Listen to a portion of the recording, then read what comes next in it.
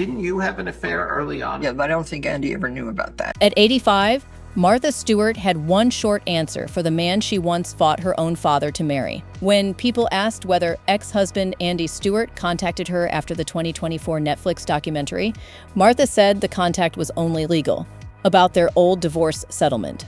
She said she never read it then, still had not read it now, and called him a jerk. But Martha never gave people a neat list explaining that word. The answer sits across what she has already put on the record about their marriage, including the parts that make her look bad too. That last part matters because this is not a clean story about a flawless wife and a terrible husband. Martha has admitted she was unfaithful. Andy's current wife has publicly defended him and described his marriage to Martha in very different terms.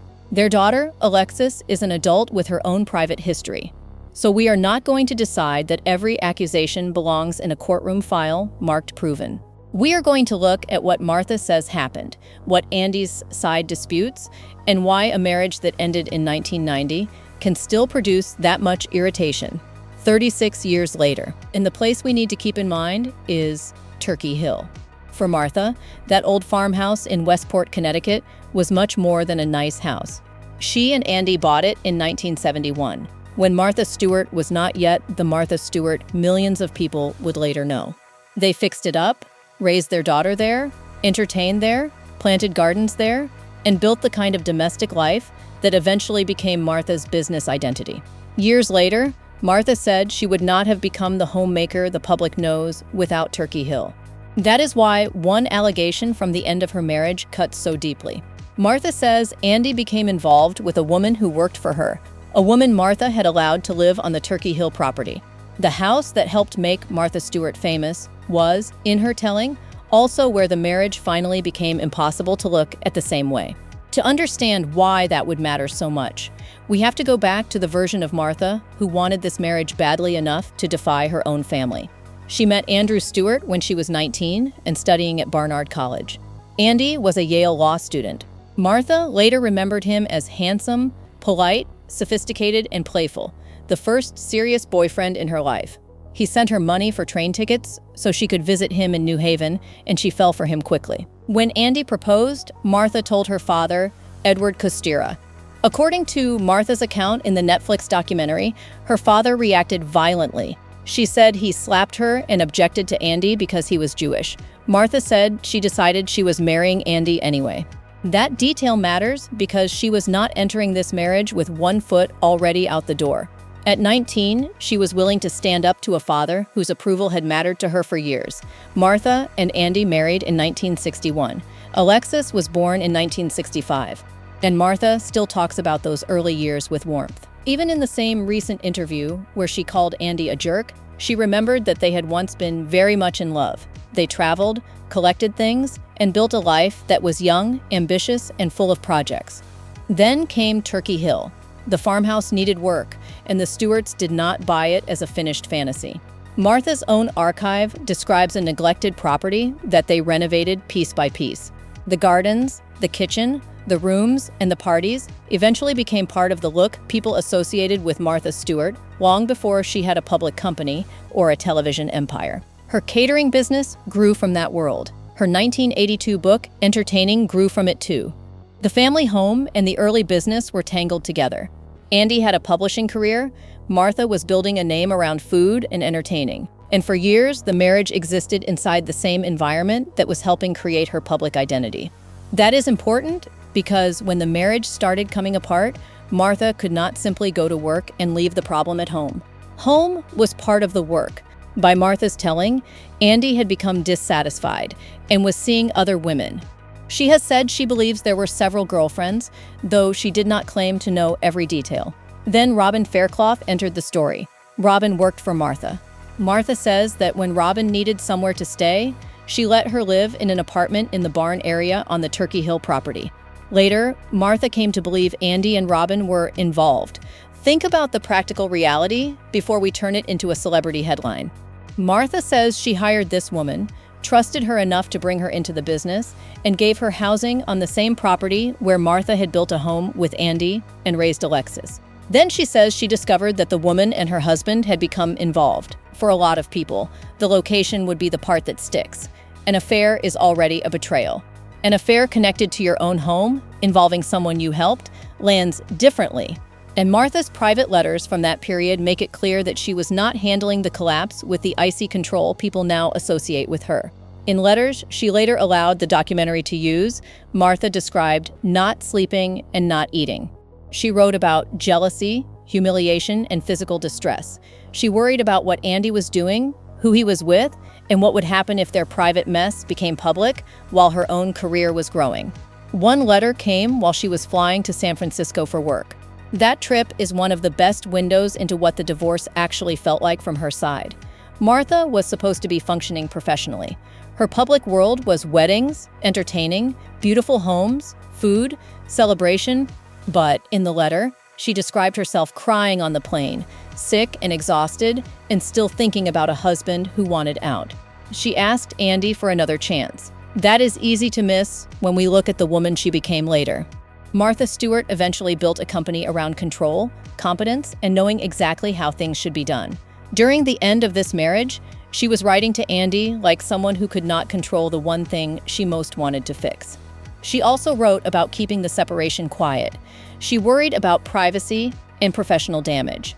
At one point, she described telling people only that Andy was away for a while.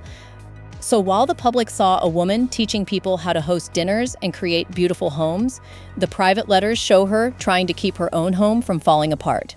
Now we have to make the story harder, because Martha was not faithful either.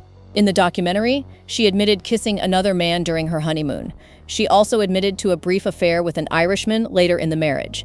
The producer challenged her on the contradiction, and rightly so. Martha has given very blunt advice to women about cheating husbands. Yet, she cheated herself. Martha's distinction is that her affair was brief, that she did not intend to leave Andy, and that she did not believe Andy knew about it at the time. She has basically drawn a line between a secret episode that did not replace the marriage and what she says became Andy's pattern of other women, and, eventually, a relationship that helped end the marriage. Some viewers will see a real difference there. Others will hear Martha making excuses for herself. That disagreement is exactly why this story works better, when we do not clean it up for her. Martha can be deeply hurt by what she says Andy did, and still have done something that hurt him.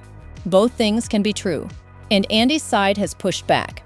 After the Netflix documentary, his current wife, Shyla Nelson Stewart, publicly defended him. She described Andy as gentle and kind-hearted in the life she knows with him now, and she characterized his marriage to Martha as painful and abusive. She also criticized the decision to reopen events from decades earlier in public. That does not erase Martha's letters or her account of Turkey Hill.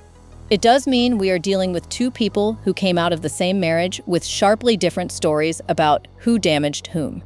If you like these stories because they go past the headline and into the part people still argue about years later, subscribe. Martha's own confession is exactly what makes this one worth arguing about, because she does not get an easy moral victory. What we know is that the marriage did not recover. Martha and Andy separated in 1987. Their divorce was finalized in 1990, and Andy later married Robin Fairclough in 1993. For Martha, that would have made the old suspicion impossible to file away as something that never mattered. The woman Martha says had worked for her and lived on the property eventually became Andy's wife. That marriage later ended, and Andy eventually married Shyla. Martha did what viewers of this channel have seen in a lot of these stories. She worked because work was something she could still move forward. She expanded Martha Stewart Living, built a media company, took it public in 1999, and became America's first self-made female billionaire on paper. Later came the conviction, prison, public humiliation, and another comeback. We do not need the full career biography here. The point is simpler. The woman who had once written Andy asking him to give the marriage another chance eventually built a life that did not require him to come back. But the family part never turned into a neat friendship after divorce. In 2024, Martha said she and Andy had not been in contact for more than 20 years. Then she added another detail. She said Alexis also has no contact with her father. We do not know why, and we should not pretend we do. Alexis is not a piece of evidence to be used against either parent, but the fact Martha chose to disclose is still significant. This was not a divorce where everyone eventually ended up at the same holiday table, acting as though the past had softened. The distance lasted, and then, in 2024, Martha put the marriage back into public view. With the Netflix documentary, she admitted her own affair. She accused Andy of repeated infidelity. She described Robin and Turkey Hill. She released letters that showed how desperate she had once been to save the marriage, and she gave women watching the film very direct advice about leaving a cheating husband. The documentary did something the couple themselves had apparently not done for decades. It made their old marriage current again, which brings us back to 2026. People asked Martha whether Andy had contacted her after the documentary came out. After more than 20 years of almost no communication, you might expect the answer to involve anger, an argument, an apology, or at least a personal conversation. Martha said the contact was legal. According to her, Andy reached out to remind her about statements in their divorce settlement, and Martha's response to that detail was almost absurdly Martha Stewart. She said that after 2 years of arguing over the settlement back then, she never read the final document. She said she still had not read it. Then she called Andy a jerk. That moment tells us why the exact title needs a little care. Martha did not sit down with people and say, "Here are the 5 reasons Andy Stewart is a jerk." She did not explicitly connect that one word to every affair allegation, every letter, and every memory of Turkey Hill, but she had already put those memories on the record. So when she uses that word after discussing the only kind of contact they now have, we hear it against 29 years of marriage, the home they built, her own admitted infidelity, the women she says Andy saw, the employee who later became his wife, the letters she wrote begging him not to leave, and decades of distance afterward. The strange part is that Martha does not sound like she wants anything from him now.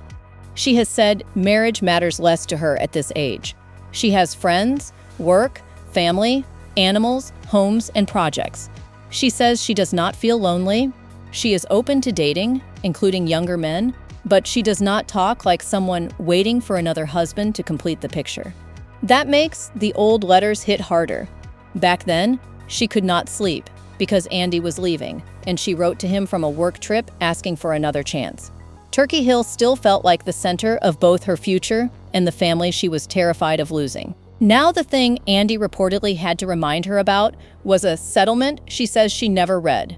So what do we do with her verdict at 85? If we judge only the act of cheating, Martha has no clean high ground, and she crossed that line too. If we judge the whole ending she describes, her anger becomes easier to understand. She says Andy had multiple girlfriends. She says one relationship involved an employee she had trusted and housed on the family property. She wrote letters showing that she did not want the divorce. Andy later married that same former employee. Decades later, Martha says there is no relationship between Andy and Alexis either. Andy has a different story, and his wife has made that clear. That is why the fairest ending is not to tell viewers what they are supposed to think. The last image is enough. A marriage Martha fought to enter at 19 ended in 1990. More than 3 decades later, the ex-husband she barely speaks to contacts her about the legal language in their settlement. Martha says she never read the final document, and she still has not. But she apparently has read enough of the marriage to keep one word for the man she used to love: jerk. So tell us where you land. After Martha admitted her own affair, does she still have the right to judge Andy this harshly? Or does what she says happened at Turkey Hill explain why some betrayals never become friendly memories, no matter how many years pass?